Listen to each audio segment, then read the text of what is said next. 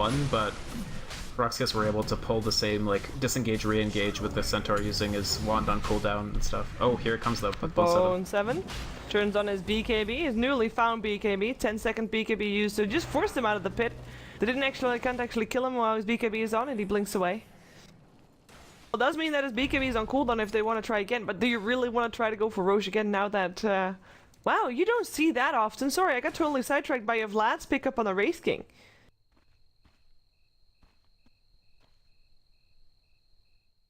Hello?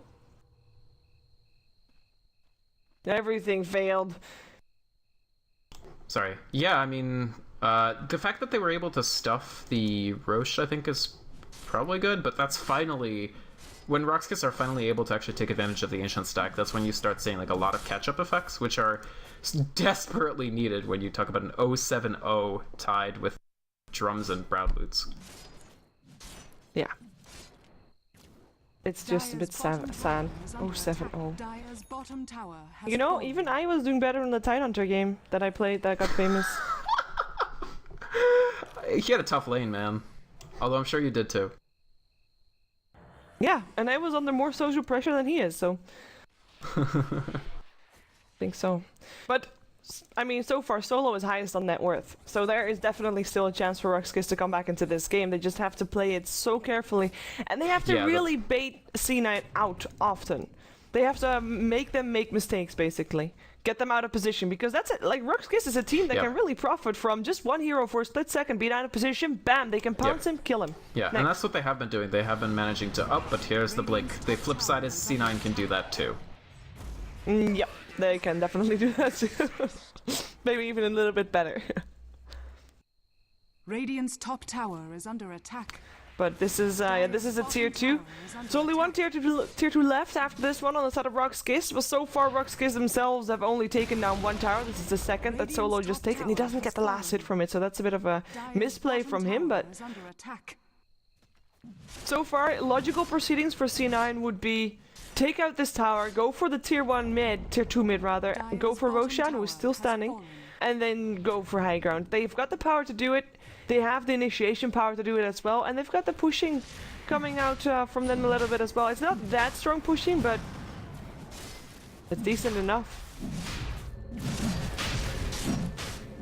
I mean, Roxas are going to feel hyper pressure to make something happen in this Roche, and I don't know if it can happen. Sing Sing has BKB, Stampede, didn't get the steal. Jumping in, Aegis goes for Sing Sing. They're still going to try though.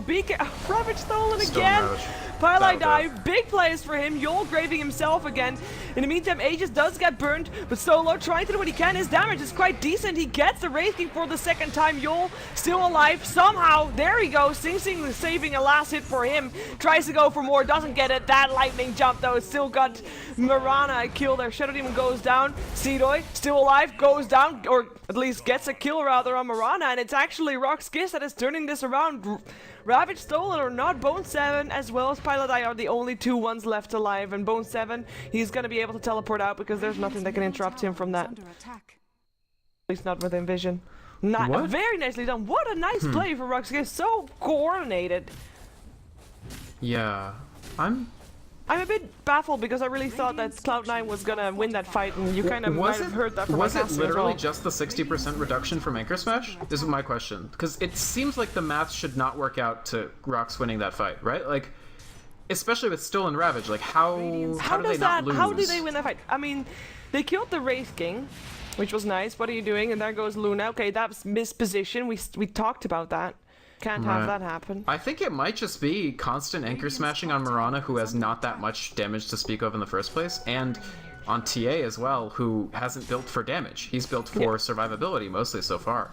So even though it doesn't remove bonus damage, so obviously it's not removing any of the damage from the Mjolnir Maelstrom at the time, it's not removing any damage from this Mithril Hammer or from the BKB, still, I think they just managed to not take that much damage, and Shallow Grave made up for a lot of the rest.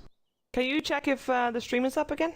Because I'm seeing that some people are saying that it's up again, as we have got Shadow Demon picked off mid. Seedoy, arrows, trouble for him. He does have an anchor smash. He gets Grave for the moment, but that's great shell for you. He'll be able to walk away from that one. As Pylai dies, still went down.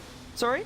So you might want to try to restart, I guess. Okay, I will restart after the leap away from NV. They'll not get this tower for the moment, looks like. And arrow.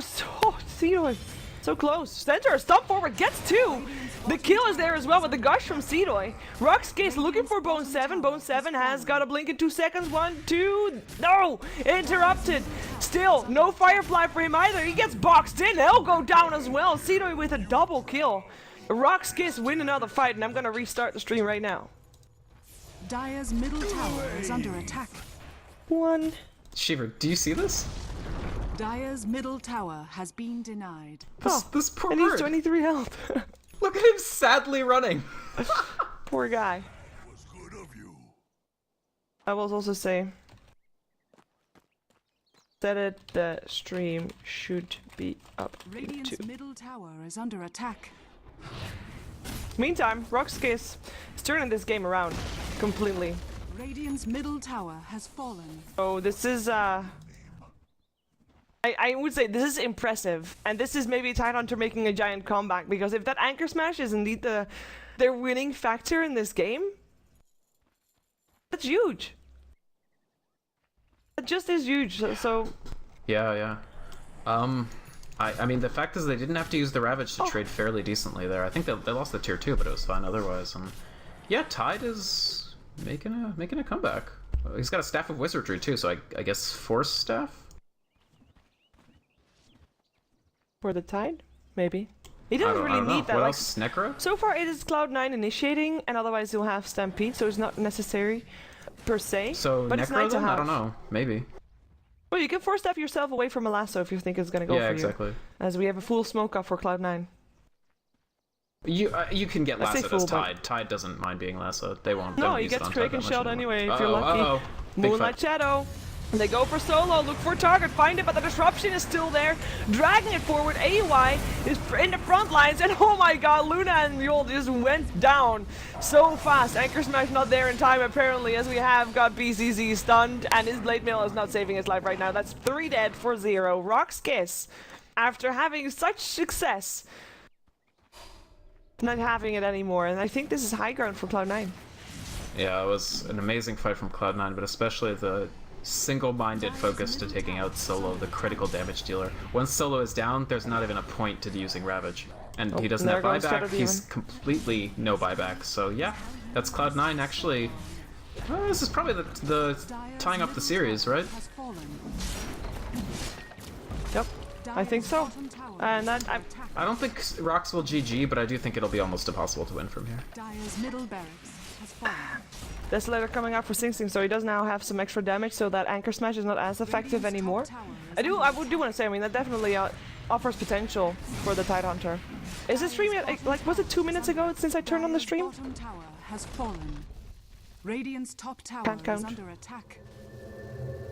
Dire's bottom barracks are Can you under tell me? attack. Say again, the stream? Was it 2 minutes since I said that I turned the stream back on? Definitely 2 minutes since. Let me check if it's up. Yes, please. I turned it off and I turned it on again. Oh, panic over? It's still down. Okay. Please.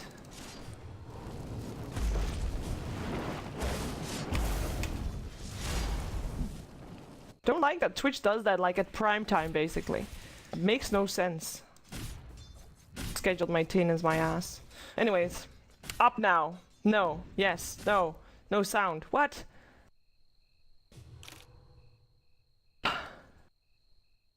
Well, I will just hear you say what's up, right? Thanks.